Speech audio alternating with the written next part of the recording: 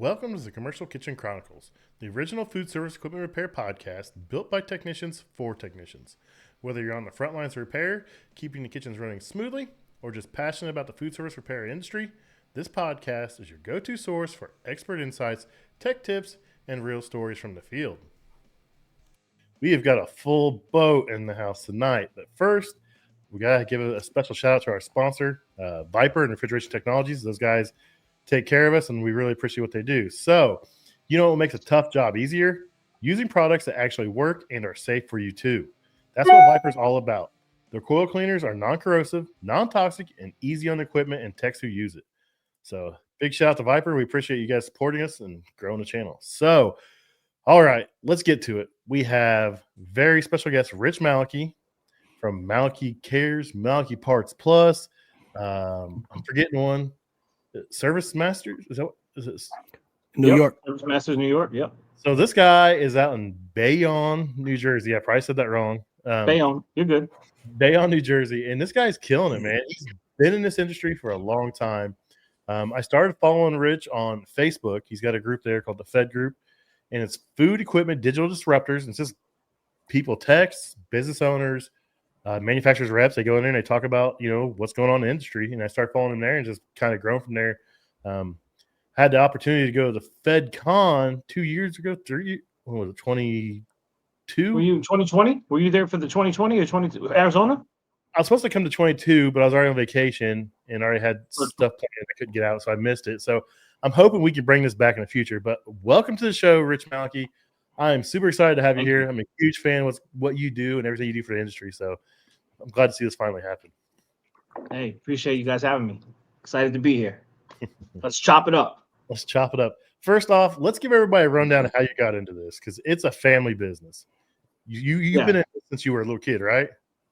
Yeah. I mean, my father built the company back in the 80s, and you know, I kind of came in the 90s when I was in high school. I'm actually in the office right now, the same building from 95 that we've been in. Right up the block here was the bus dropped me off from high school. I walked down the block. I came here around 2:30, 3 o'clock, and I was here till 5:30, 6 with my father, putting stock away, doing that all throughout high school and stuff like that. Was on a van for a little while after about 18, 19, 20 or so, for about 3 years, just doing kind of junior tech work, stuff like that, doing fry pot installs and motor replacements with one of the senior guys and stuff along that.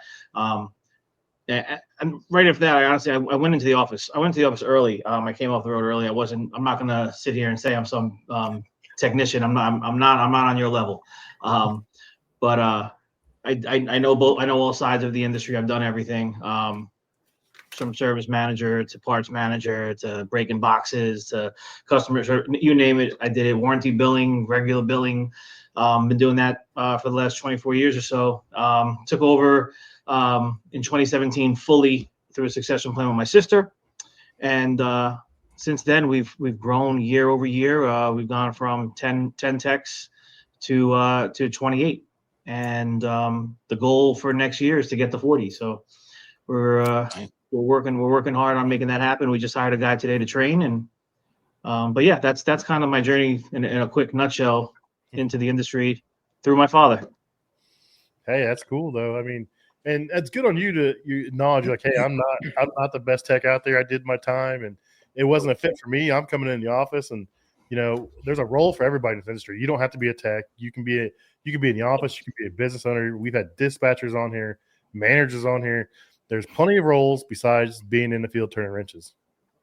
100%. I mean, that's the beauty of this industry. Whenever I talk to especially young men and women, when I'm talking in schools and stuff like that, I let them know, listen, you might sign up to be a tech today, and 5 years from now, you might say, you know what, I'm ready to jump in. I want to be a key account sales manager. I want to be the service manager. I want to work in customer service. There's really the opportunities are endless in this industry. Just as long as you're willing to commit. I mean, that's really what it is. This is a commitment industry.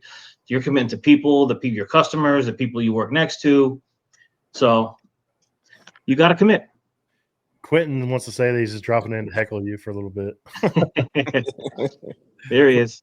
We love Quentin. He's a good guy. He's been on here. Shout out to him. Love Quentin. You're in Bayonne, and you service all those 5 boroughs, correct?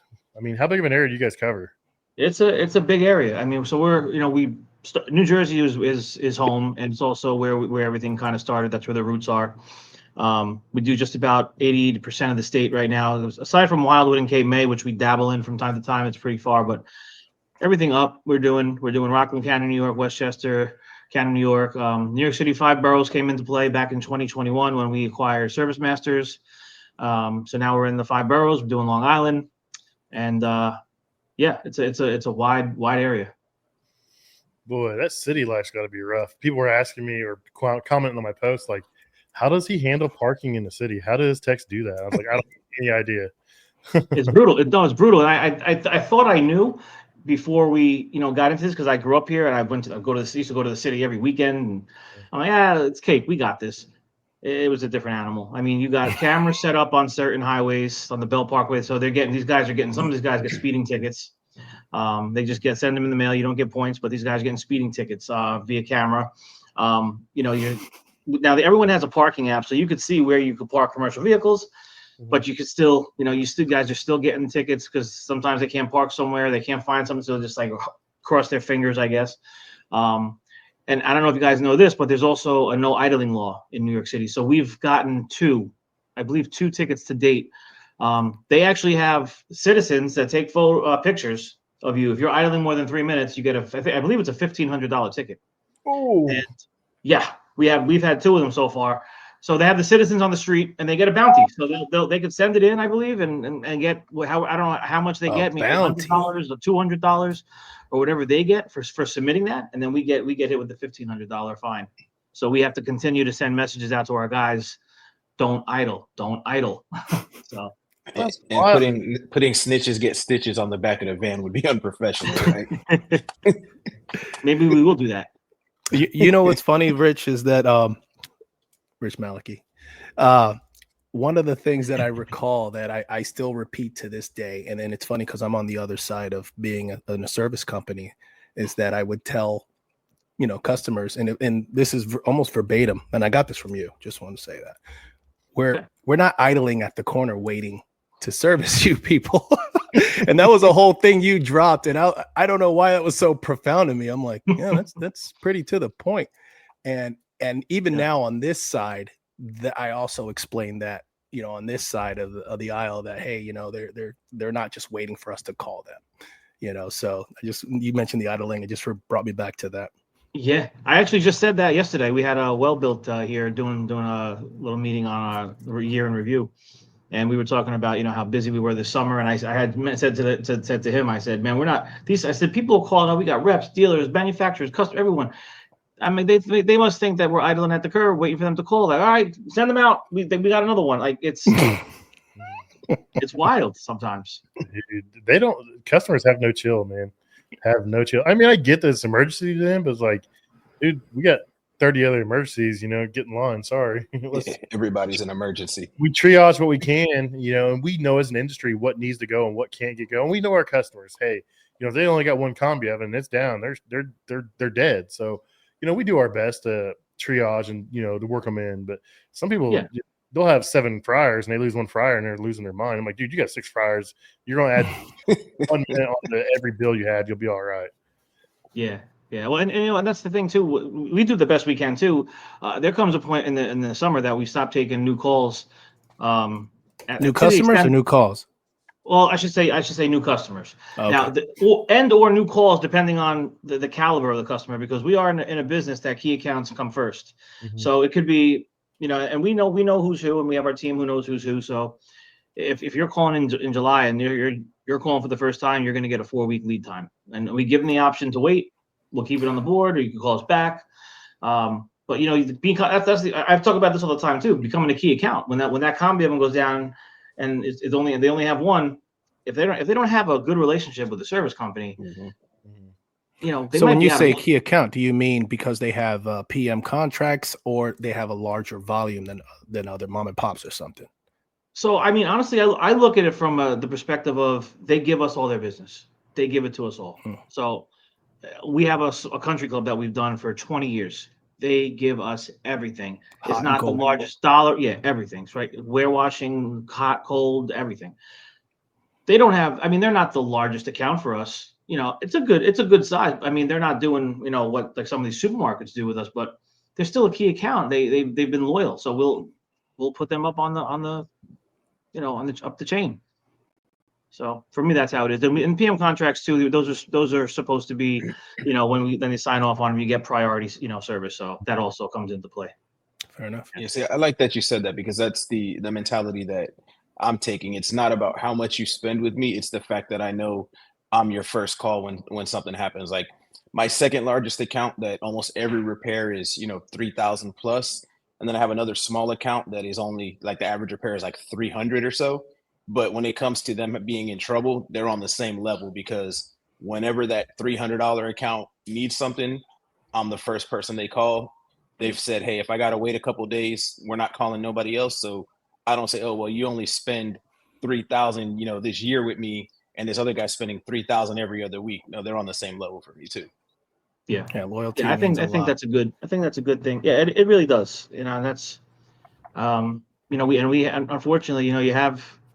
We just had a conversation with a facilities manager. I won't mention any names, but he had said he's just coming on to a new. He's taken over a new. He left where he was, and he's taken over new things. So he said, New market. how you guys were working with this company before, it looks like, and oh Jesus Christ. I'm going to think about this. I have to think about this because I want to say it right. So move on. Let me think about what he said, because it made sense. I want to put it on a T-shirt. He said they didn't pay for your lunch all week, but now they want. I'll get back to you. Oh, it sounds like it's profound. Okay. Yeah, that sounds good. It's gonna go on a sticker. Let me text. Shit happens. Just saying, people named Rich have a habit of saying profound things. That's all. Let me text my girl Jared. She could tell me. In real time, I love it. I don't know. I just know this other rich guy likes causing trouble on the internet. he drug us into a post that was not deserved. I will give you that one. That was not deserved whatsoever on that post on your LinkedIn about the coil facing the wrong direction.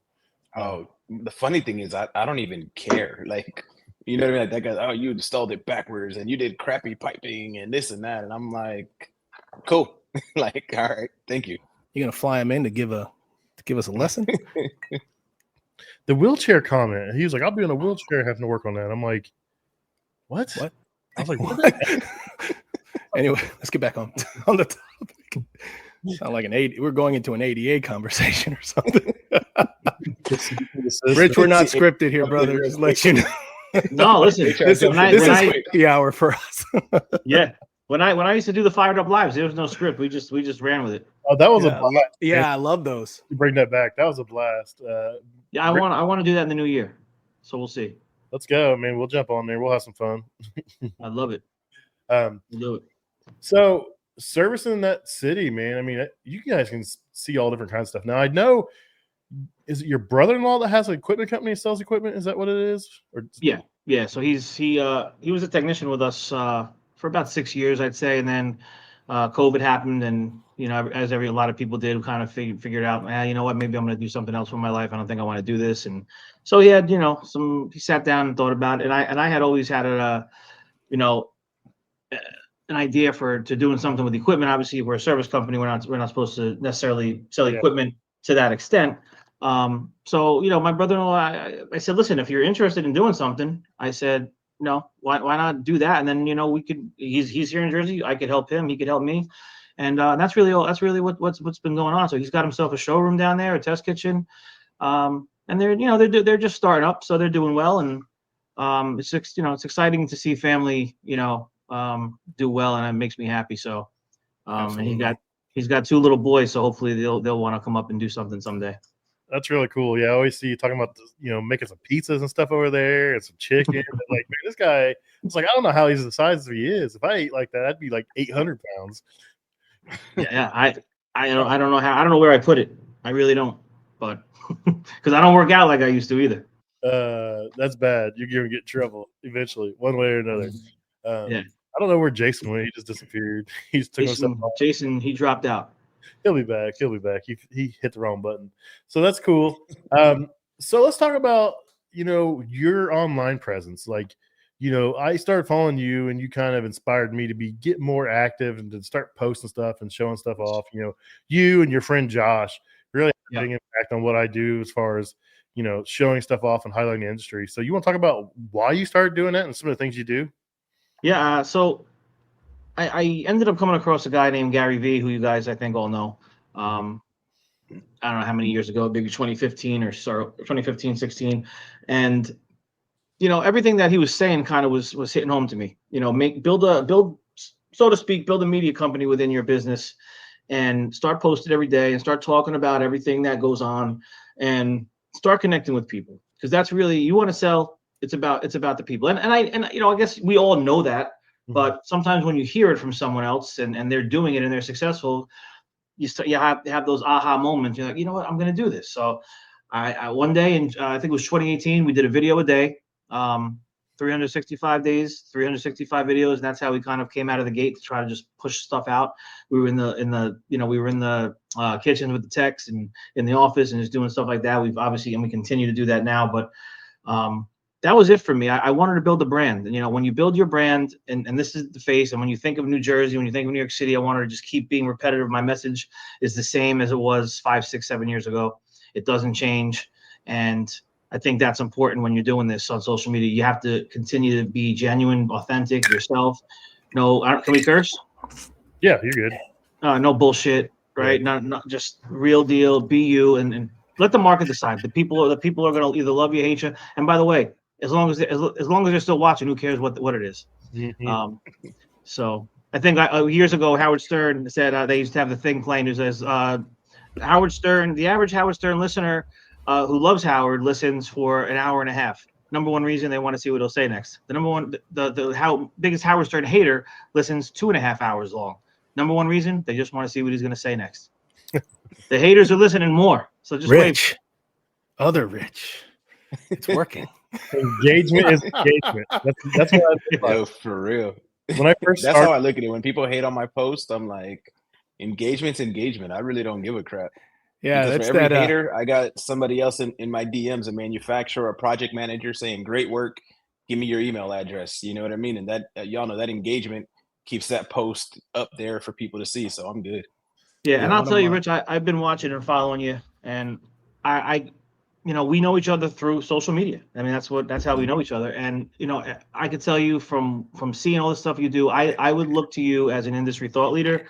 I would look to you as a guy that really knows his stuff when it comes to technical work, and it's all about quality and caring about the person that you're doing it for. Those things are when I think of you, honestly, those are synonymous with what I think of, and I think other people probably do the same thing. And then you're going to see, you keep doing it. 2-3 years from now, you're going to be in a whole different place, and they're going to go, "Man, that guy, well, he got lucky." Nah, he was working. Nah, you were doing it, dude. Everything about my business right now is because of social media, specifically LinkedIn. Like, one person reached out to me after seeing some of my stuff when I commented on their post, which was Corey Yates. He DM'd me and he's like, "Dude, what are you doing working for people? Like, the way you do stuff, the way you think, you need to be on your own." And then he's like, "And you know what? I'm going to mentor you, help you get started." Then Josh Zolan, I DM'd him to ask him something about profit margin or something, and I thought I was going to get like a 2-sentence answer. He gives me like a whole essay on breaking down margins, this and that. Then that ends with, "Yo, here's my number, call me." I mean, I've DM'd you a few times like, "Yo, what do you think about this? Can you break this down for me?" And you don't hesitate to give me like, a novel worth of answers too. So I mean, for me, yeah, if I never made that first post, none of this might be actually going on. And it's definitely not with the success that I'm seeing, so early on. Yeah. See, and that's one of the reasons we started the Food Equipment Digital Disruptors in 2018, and it has quieted down a little bit, and that's that's my fault. That's a problem. I haven't been as active as I once was, but we do have some things on the pike for 2025, so hopefully we'll get some things going again. But that social media, I mean, I talk to guys all the time, and you tell, "Oh yeah, I'm going to do this, I'm going to do it," and then I never see them do it. I never see them do it, and they have no idea of the opportunities they've left on the table. They have no idea. Were you getting checks written to you? Well, yeah, I'm getting checks written to me, not because I'm on LinkedIn, but I would have never gotten to this chain account if I wasn't here. I would have never gotten this install if I wasn't here. I mean, they come through constantly every week. Mm-hmm. It's happened. It's I've real.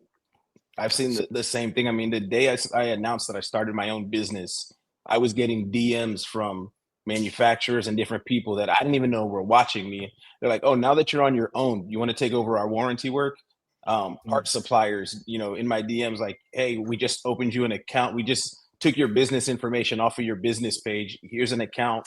Here's your credit limit." I'm like, yeah, like I'm not even a day old, and y'all are giving me this much credit and this and that. Now we trust you. You're good for it.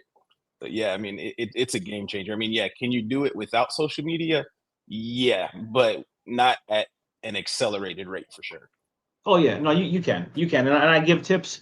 I have a friend of mine who has a service company, and he always reaches out to me for different things, and I he wanted to do more warranty work, and it wasn't happening. He's not very active online at all. And I told him what I did. For years we didn't have certain manufacturers here. That my father got a lot of them, believe me, but there was a lot that he didn't. Go to your local rep, go to your dealers, bring them a basket, bring them some shirts, bring them swag, set up a meeting, have some coffee with them, Bring them and whiskey. just go shake their hands. Bring some whiskey, have some shots with them, get them all liquored up, and then tell them to sign right here. And then, but listen, that's where the rubber meets the road when you're building, man. I mean, that's really where it is. So going out there and doing all that's old school bootstrap going out and knocking on doors. So, Rich, I was having some technical difficulties earlier when I tried to get back on. I heard you mention Gary Vee, and I don't know how much you were speaking about that, but I just wanted to step in and say that video with you and Gary Vee is where it kind of started for me. And then I started following you, and then you were mentioning, making content and whatnot. And that's, I have to say 100% it started with you, and what you were doing with the FEDD group and whatnot. And I'm somebody who'd like to see a lot more FEDD going on, at least in, maybe different markets or regions or chapters or something like that. I always keep telling you about maybe some chapters in the future, but I just want to say that I appreciate what you were doing and what you started, and it's put me where I'm at. It's contributed to everything I'm doing and whatnot, because I'll just say that I appreciate where you started with that, because it really did catapult me into sharing what I do and whatnot, and inspiring others to do stuff and whatnot. So thank you, man. Thanks. I appreciate that, brother. What happened there? Thank you. I love to hear that. Yeah, I mean, your stuff's great. I mean, like I said, I stumbled. I was at a fest and someone mentioned you in your group, and I was like, oh, I'm gonna go join this group right now, and I didn't know what it was.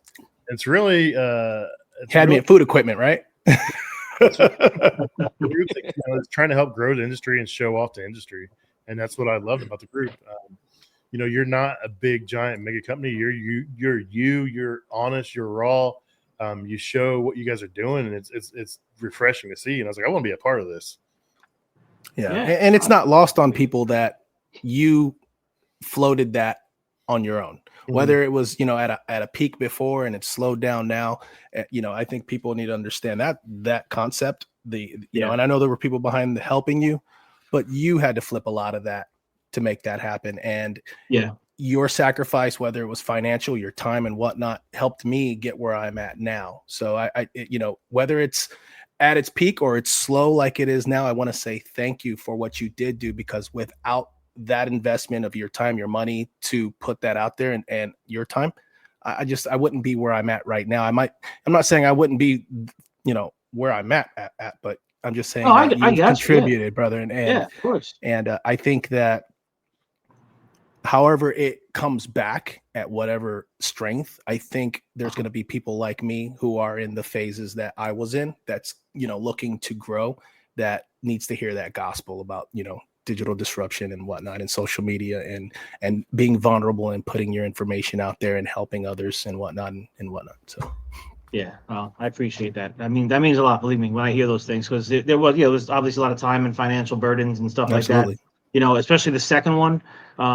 That one did not go off as planned, but we still had a good 75, 80 people out there, and it came together, and it was really great. I wish more people were there to see it, because it was really a great conference. And I will say this: there has been some talks about another conference. I don't know if it's going to be this year or it might be pushed to 26. I have to see, but I have a company that might be interested in kind of doing it together with me. So cool. We'll see. Sweet. we'd love to be a part of that, so we can help out or help do anything. I'm gonna need all of you guys to help me on this one to get the word out. Sure. Got you, brother. So our biggest For sure. fan, Total Tech, that no one knows who he is, he says the Malachy videos are fire. I appreciate it. We gotta figure out who this guy is, though, because this is gonna be the death of me. This dude's like the Mandalorian. He doesn't take his freaking mask off. We don't know who he is. We don't know Total Tech. No one knows who Total Tech. You got to give us a hint. Oh, he won't. He told me he was Will Carrier. Was that what it was? It was Will Carrier? Or... Yeah, because we were trying to find out because he's kind of borderline stalking me, and you're like, oh, I got his name. It's Will Carrier, and I'm like, Willis Carrier, and you're like, dang it. Wait, is that like the founder of Carrier or something? Yeah, basically the guy that invented AC, I believe. Yeah, or something. Dude's name's an enigma. What I want Rich to touch on, because whenever I think of Rich, I always think like you're like the vision, big picture, light years ahead is what you're constantly looking at. And what I want is I want you to kind of like speak to that, to like, your like your thoughts and the importance of vision and looking at things the way you do. Because there's some people that are day by day, but I'm like, whenever I think of Rich, I'm like, Rich is like talking about stuff 30 years from now. You know what I mean? Like we're trying to get through the week, and Rich is trying to get through the next 30 years. Yeah. I'm actually sitting in my little conference area here where I have a whiteboard in front of us.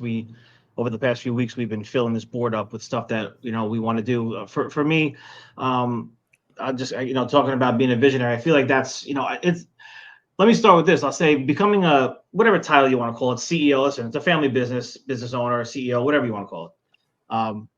When I came out of the service manager position, I was here, 5:30 a.m. every day and here until 6, 7 at night doing what I was running the service board is a busy job, moving these guys and keeping things moving. But when I came out of that role, I had to sit here and I had to say, what am I supposed to do now? I didn't really know my role for a long time.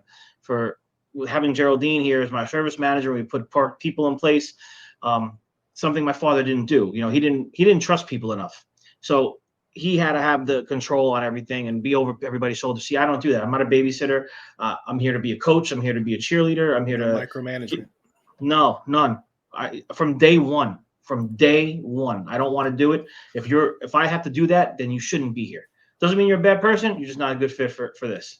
So I was struggling with what I was supposed to do. And one of those things I think that came into play was being the visionary for the company and kind of saying, okay, we need to upgrade the software. Is this going to be compatible for us for the next 10, 20 years? All these different things, and how to be more profitable, how to find different, generate different revenue centers, and, kind of thinking outside the box. I don't want to do anything like everybody else, which kind of led to with Parts Plus.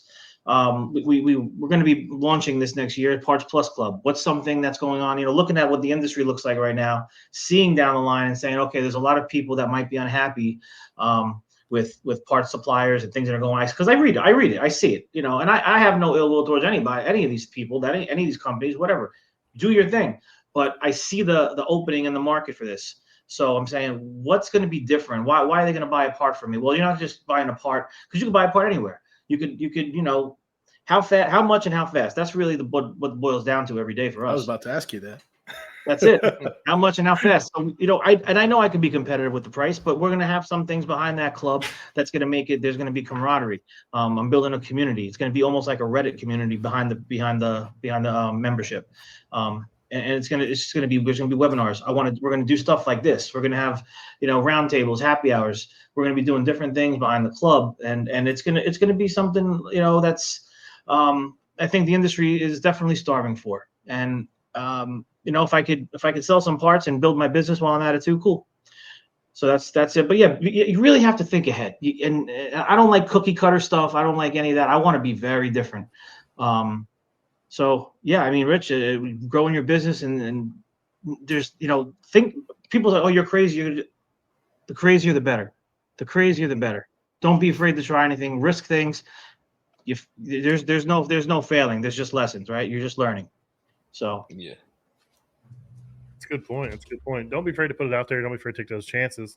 No one ever did anything great by, sitting back and watching things happen.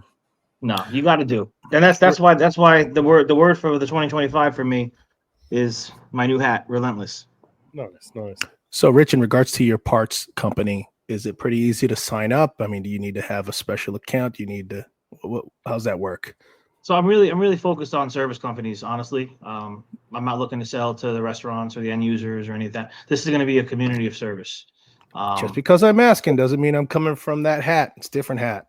Yeah. No, I talk to service companies and I talk to technicians, and when I hear that they can't find something, I'd like to say, hey, you should. Oh yeah. So what is the contact for that? Yeah, MalachyPartsPlus.com. Right now, MalachyPartsPlus.com. Okay. Yeah, MalachyPartsPlus.com. It's live. It's not what it's going to be when we, open our eyes on January 2nd. Okay. It's going to be a really beautiful more to come then. Okay, I got you. Oh yeah, we're just loading products and getting this thing up. I invested in the 360 photo robot, so we're getting 360 images taken. There's already a bunch up, so got a lot more to do. Nice. Yeah, but really, it's really just I want to support service. Was that other Rich? I said you're coming in swinging with this. Oh yeah, I'm hoping that it's gonna be what I think it could be. You never know until you try, though. So we'll see. Yeah, sure. I found myself in this position now where people are just like, well, I can't find the part. I'm like, well, did you try here? Did you try there? And they're just like, oh. I'm like, yeah. You want me to look it up for you? So if there's another resource, I'm just gonna, that's why I'm asking. I'm always trying to help my providers, my service companies help me. So there's no shame in it. It's not about, it's just about me, trying to be forward thinking and saying, hey, I've been in your shoes and I'm just, you're not leaving until you give me an answer that I want to hear. So if you need me to help you or, how you say, leading the witness, I'll do that. So, but you're not out there. You're not out there buying the part and telling them to install I'm it. not. You're pointing them in a direction. Hey, I found this here. Reach out to them. They'll sell you the part. You can come in. Do whatever you got to do. I know you make money. You mark it up. Whatever. Come in and fix my stuff. I could care less that you're making a little bit of money on this part I helped you find. I want my equipment fixed. I want my crew at this location up and running 100% and satisfied. Oh, I literally told a provider the other day that couldn't find this part. I said, well, I know for a fact there is another provider in town that has a parts counter that will sell it to you. It'll be retail and then we'll have to whatever, but it'll get my equipment up and running. Please call this person. And they do, and they make it happen. And I'm happy. They're happy. We're all happy. So I cut to the chase. I'm going to make shit happen. Yeah. The value is in that technician pinpointing the problem and fixing it. And that's the value at the end of the day, because you could order, people call in all the time and say, hey, I got this part on whatever, Amazon, can you come put it in? I'm like, no, I think you should call Amazon and have Amazon come put it in for you. Yeah. I don't know. And I'm sure and I'm sure any customer that, I'm sure that just because you sell parts, you're not going to not use other resources to get those parts and get that customer up and running. So Parts Malachy doesn't mean if Parts Malachy doesn't have the parts that he's not going to get the job done. You're going to do what you got to do. Mm-hmm. Yep, absolutely. 100%. 100%. Customers are the key. No matter how you get them running, you got to get them running. I mean, we're a service industry. Yeah, we fix equipment, but we're servicing our customer, and whatever it takes to get them going is my theory. 100%. Yep. I've went to a competitor in town. I went and bought Hobart parts, man. I had this machine down. Customers getting a riot act from the Board of Health. I found the parts local. We paid through the nose. The customer paid through the nose from us. But I went local, found Hobart parts, got the dish machine running, and guess what? That customer ended up, because of that, being a loyal customer. They only call us, and they've been calling us for 3.5 years, and it's not going to change anytime soon. Just because I didn't take the normal approach of, I'll order it. No, I went and found the part, got it put in, and got the dish machine running in the afternoon. And that's so appreciated, because those expensive outliers it's not all the time, and the effort and being intentional means a lot. Yes, it does. Can't leave them down. I mean, especially when you're talking about dishwashers in hospitals. I mean, the last thing they want to do is start putting, things on paper plates and styrofoam, and it's so critical for them. And if you have to find something, listen, I don't care where we get it. If we have to pay, we have to pay. Obviously, you pass that cost along to the customer, and it is what it is. But if you get them going, like you said, you're going to find that customer that's they're going to go, wow, they actually went above and beyond. Because a lot of companies will just say, nah, we're not going to that competitor. They're going to have their pride or their ego. And no, we're not going there. Forget that. But what at what cost? Move your pride out of the way. Take care of the customer. You're in business. This is what it's about. Getting shit done. But I've never had a restaurant complain about the cost when that provider always delivers. At the end of the day, if we're not being inconvenienced and you just get it up and going, no one's looking at the cost, because at the end of the day, that one ticket, that cost of that ticket is nothing to losing hours of, productivity in having that piece of equipment. So, yeah. Yeah. I was just talking with somebody earlier today, and I was telling them I spend more time looking for the fastest available part than the cheapest part. You know what I mean? Because even saving a couple $100, quote unquote, price wise, but you're not going to have the part for 2 weeks, or maybe this part's $300 more, but it'll be here in the morning.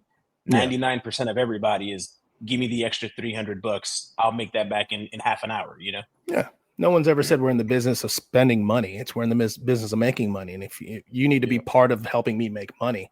So exactly, that's where the focus is. Yeah, but not everybody thinks like us. So, I mean, I've got technicians that are great technicians, but they're not going to do that. Oh, it needs this. I'll just order it. I'll come back when it comes in. And instead of trying to figure out, hey, I can get this part local, or I can do this, this, and this. Or Pat, he may be 2 hours away, but he's got that part on his truck. How can we get Pat to give me the part, or how can we meet this up? They just order the part and go to their business. And that's what burns me is when these technicians order parts ground shipping. I'm like, you can get something next day air to the customer for $75. They're going to pay $30 for ground and wait for 2 weeks. Like, nobody cares about the $45. When I hear someone does that, I get wildly upset. I'm like, you did what? You did what? So you did ground? Like, who does that? Yeah, it used to burn. I'm like, horse and buggy. 2 years ago, where next day air is going to cost you $300 or something like that. You know what I mean? Next day air is cheap. It's competitive now because of Amazon and everyone else. It's very competitive. Exactly. Well, and I always ask my customer, hey, I can order the standard, or I can get it next day air. And I always say, I may not be able to get here tomorrow, but it's going to move you to the line a lot faster than waiting on that part to come in and jump back in line. Yeah. And generally, if they're going to approve next day air, I'm going to do everything I can to get back in the next day, if not the day after. I'm going to do as best I can to get there as fast as I can. But I always give the customer the option, because you never know, man. I've seen stuff ordered, and it got ordered ground, and it got brought in for a transfer from another branch, and they just waited till it had a pallet full of stuff to ship. I'm like, why didn't they get here? And like, oh, they got ordered ground, so someone just threw it on a transfer, and they're waiting for it to be full. I'm like, you better go pull it out of that transfer and ship it next day air, because you guys are screwed up. Yeah, I didn't even give customers the option. I didn't mean to cut you off, but I don't even give customers the option, and they thank me for having it expedited. And I don't tell them next day air. I say expedited, because anything can happen with UPS in the meantime. So I'm like, yeah, it's expedited. You'll have it in, I usually tell them like 1 to 3 days average, versus if we do ground, you're looking at, a week to 10 days. I've never had a customer complain or everything. Every time, just about, especially on something critical, thank you. Thank you. That's what I get for it. Let's thank you. Yeah, that's exactly what I was going to say. I don't say next day air, because then they're expecting you to come back tomorrow. And a lot of times, especially when you're fielding dozens and dozens of calls and you already got schedules, you might not make it back tomorrow or the next day. So it might be that 3 day. But like you said, let me expedite this thing. You're looking at 1 to 3 days. More than likely it'll be, within 1 or 2. But otherwise, you're looking ground. When it comes in, it's going to go into the chain. You might be 7 to 10. So like I said, it's worth that extra $50, $60 or whatever it might be. Mm-hmm. So, Rich, are you big on your staff with your dispatchers and your CSRs, if you call them CSRs, communication, touching these notes if time's going by, saying, hey, this is, something's gone awry, or, we're expected to be here, stuff like that? Yeah. So as far as, communicating with the technicians and making customers. sure that with just the customer. So, yeah, I mean, so we have in our software, there's we have, everything is documented. Everything's notes. We have our dispatchers watching, seeing where our guys are making, and we're not perfect by any means. We've improved greatly over the last several years with adding really good people here.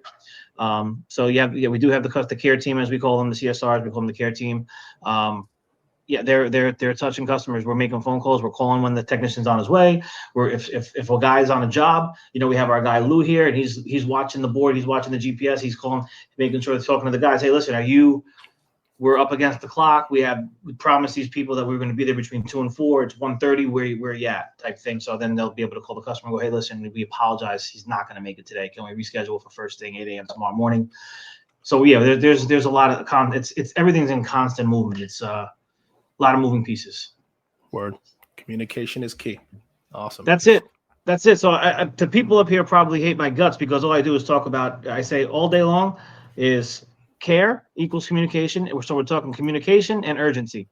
I said if we are doing those two things every day, all day, consistently, nobody could beat us. Nobody, because communication, as simple as it might sound, it's probably one of the hardest things and the biggest things you'll see whenever I go to any customer, whenever I go out on the road, whenever I go anywhere. Communication is always the biggest hurdle. I never know where the part is. I never know if you guys came. I never know. Man, if we're master communicators, you're going to see all the issues that you might have start to disintegrate, and you're going to start to see, that level is going to go from here to here, and nobody's going to ever call anybody else. I mean, so we're doubling down on this all year long in 2025. We got a celebrity in the chat, Mr. Josh Zolan. Made an Here he is, Jay-Z. ZZ Top. Josh, great. You're talking about Josh? I got a question asked about your office. I know you've been doing a lot of TikToks and videos with them. Do they ever just tell you to get lost and leave them alone, or are they all pretty well interested in doing it? I'm not even involved. So I have Lisa, who's our director of marketing, and then we had Sierra come on board with us a little over a year or so ago now, a year and a half ago. So they're kind of doing this thing together, and I'm seeing the TikToks for the first time when they're coming on. I didn't even know they were done. That's funny. So I'm like, oh, this is great. Cool. Yes, so they're starting to do more of that, and but again, I like to give them that be creative, do your thing. And Lisa knows if it's something questionable, they'll run it by me and hey, listen, before we post this, what do you think? Because you got to be careful. You never know, you might offend some asshole out there, and then you got to take it down. Everybody's offended. Yeah. If you want to laugh, go to YouTube and look at one of the shorts that we did where it was the trust fall thing where it looked like she. I see.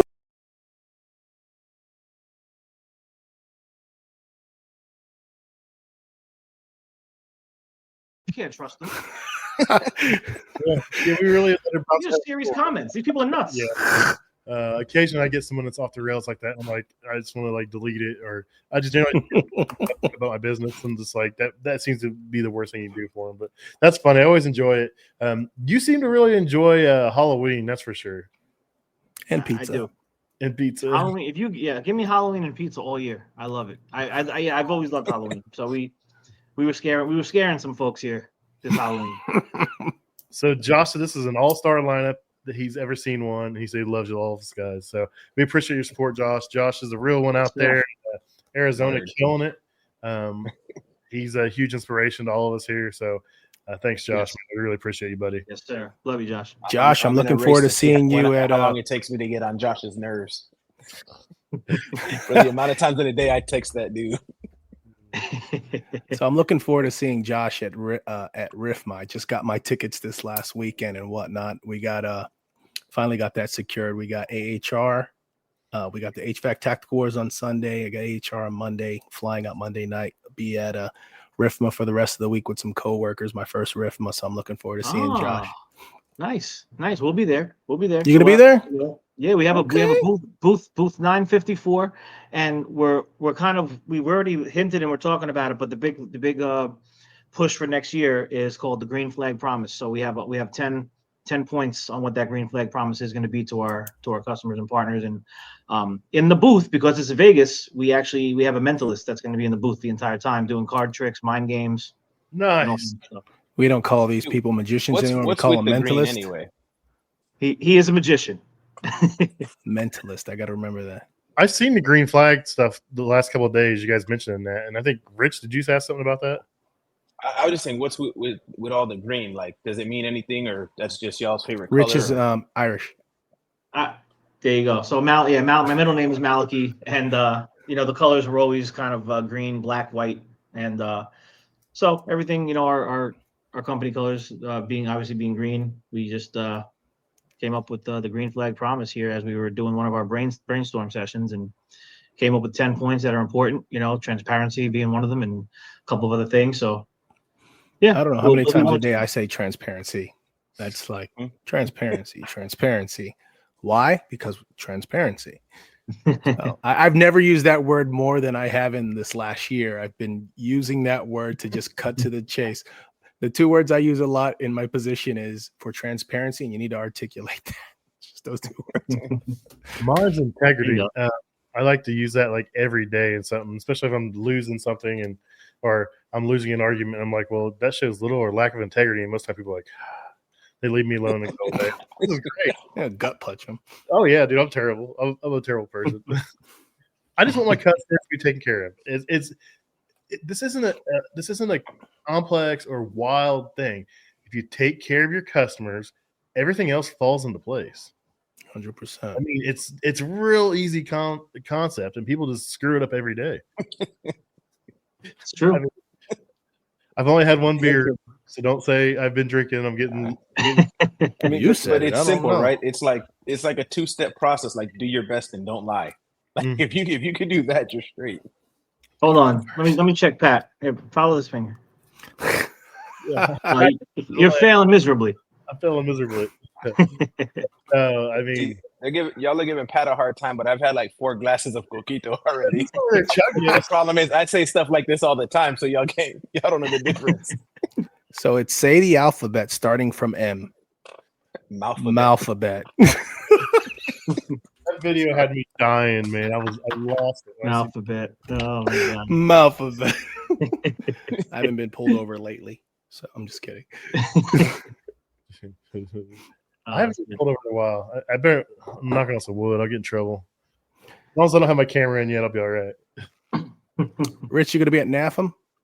I'm going to be at NAFM too. We wanted to put on a FED event there actually, but I wanted to co-host it with another company, but kind of been unresponsive. So I think at this stage of the game, we're going to kind of cancel it, but I will be there nonetheless. I'll be at NAFM.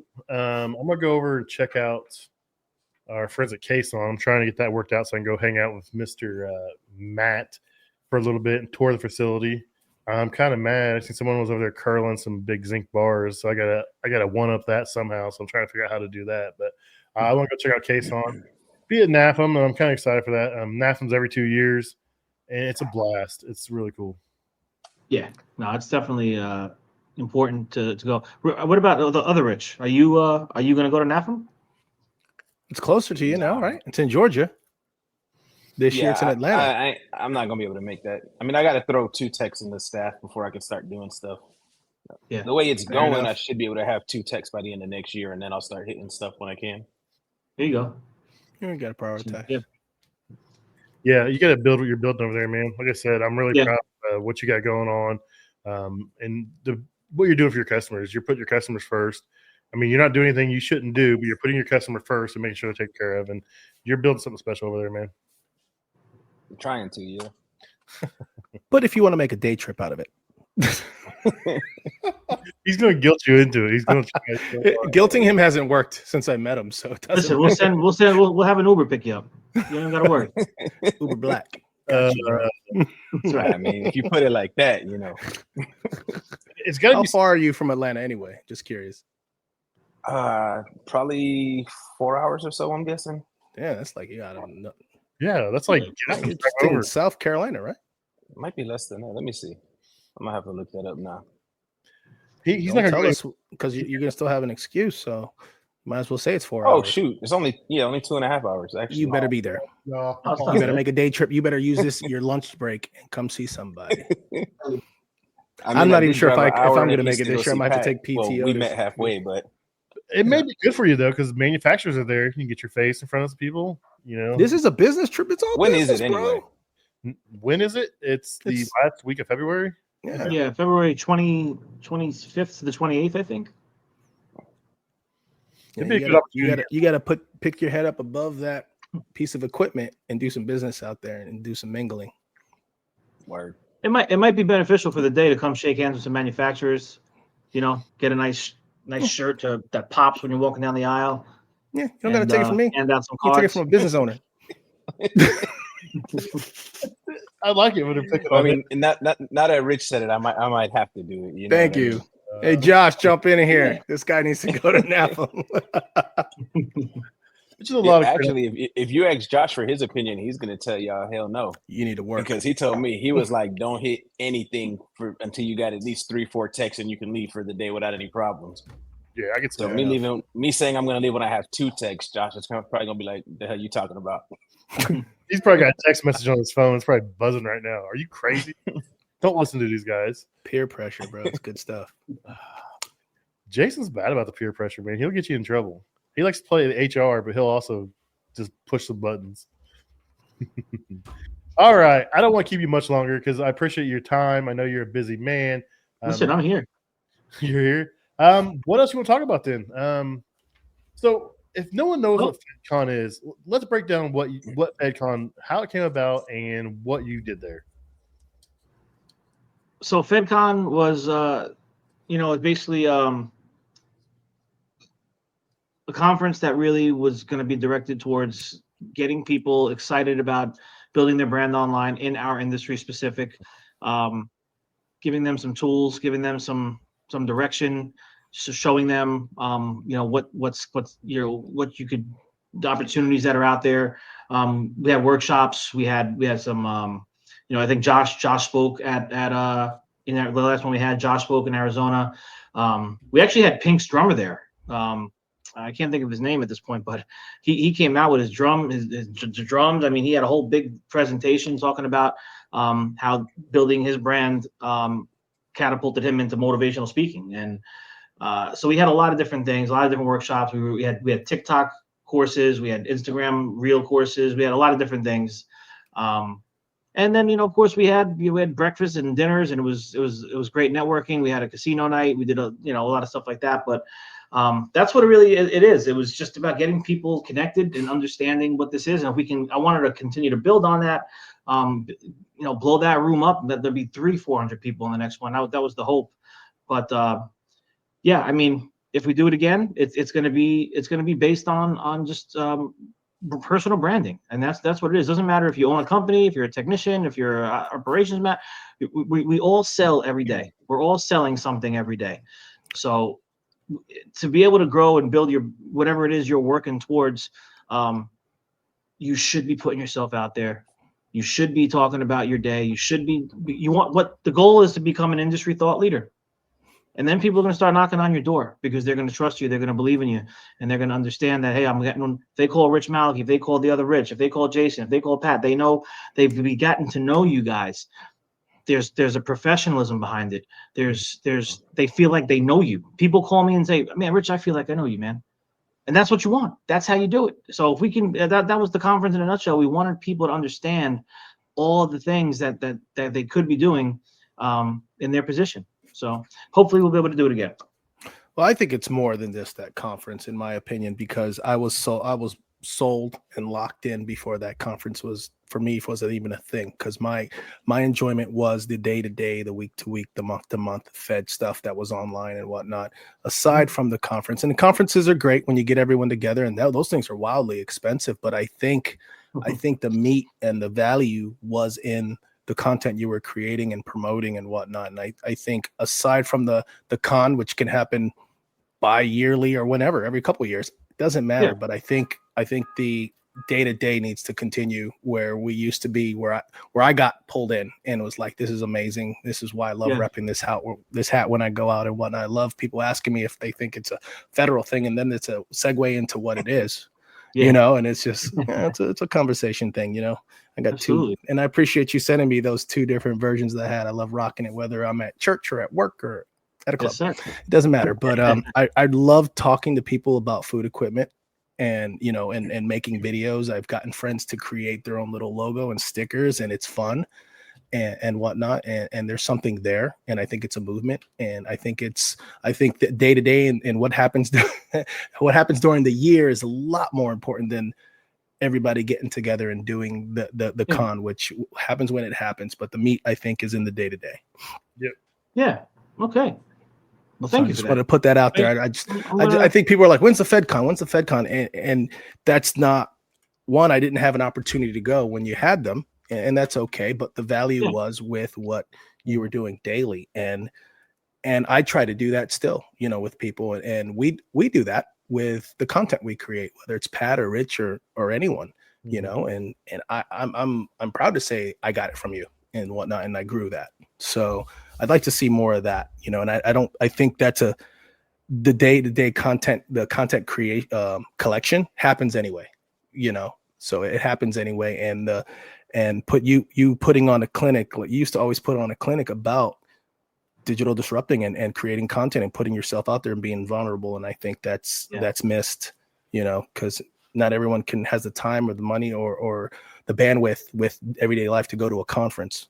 But True. What was putting out there was very valuable. I'd like to see it again. All right. I'm gonna guilt you into it. Heard. It's not guilt. It's not guilt. I'm just trying to express to him what he poured into my cup, and I just want to see it again because I know it's going to help other people. Sometimes you need to hear that. Hear someone tell you this, and I'm listening. Just consider 2025. Yeah, baby. Trying to get the other Rich to put out some more content too. He's too busy fixing stuff and not busy enough recording. He's just dropping inspirational memes, and I like them. They're inspirational. Oh, yeah, I do what I can, I got to be a thought leader. You got a gallon of that stuff sitting next to you, or what? Huh? You got a gallon of that stuff? I had a gallon of it. You made that yourself. That's not even you made that. Yeah, that's homemade. Respect. My abuela's recipe.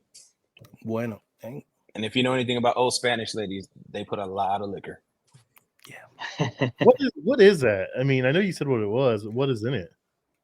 So it's basically a coconut flavored Puerto Rican eggnog with rum and brandy in it. It's eggnog with an accent. I could try it once. I'm not a coconut person, man. You turned me off of coconut. I am anti-coconut everything in my life. I can't even. A lot of people are. Like I didn't know that until leaving Florida. Un-American. Because I'm not around a whole lot of Hispanics anymore. But the amount of people that are like coconut. I'm like, what y'all got against coconut? That's funny. All right, what else you got? Anything? Listen, I'll leave you with two Jersey, New York City type things that happened here. Back in the day, my father was friends with a guy. I don't know if I should mention his name or not because he might put a hit out on me. But short little Italian guy here in Jersey, a dealer. And my father a dealer. A dealer. A dealer. You said bada bing or something, so go ahead. Yeah. So he answered the phone one day. He wasn't really doing much here. He just happened to be here. He wasn't involved in the business like that much anymore. He answered the phone. He goes, "Oh yeah, how you doing?" All of a sudden, I hear my father go, "Oh yeah, fuck you," and he hangs up. and I'm like, and I'm up there, and I'm running the service at this point, and I'm on the phone. I'm like, who is that? He was like, "It's just so and so." I'm like, what? I'm like, what happened? He's like, And so then we were still getting faxes at this point. This was, over 10 years ago. So all of a sudden I get a fax that comes through from this guy, handwritten on a piece of paper. And I pick it up and I start dying laughing. It says, "Hey, Rich, I helped make you in this industry. And then you hang up on me? Fuck you, you fucking fuck." And I was just like, this is like Jersey, man. It's like that. So then another thing, during the pandemic, we weren't taking as many calls as we could. We had a short staff, so we weren't able to take certain calls. So anyway, the guy calls up and Malachy cares, and he says, "I want to play service call. I'm sorry, we're not taking calls right now. We'll have to get back to you." He goes, "Oh, you're not taking calls? Why the fuck you answering the phone?" Click. Dude, those people out there, man, they just I love that. Just tell it how it is, man. It's great. Listen, people are crazy over here, man. They really are.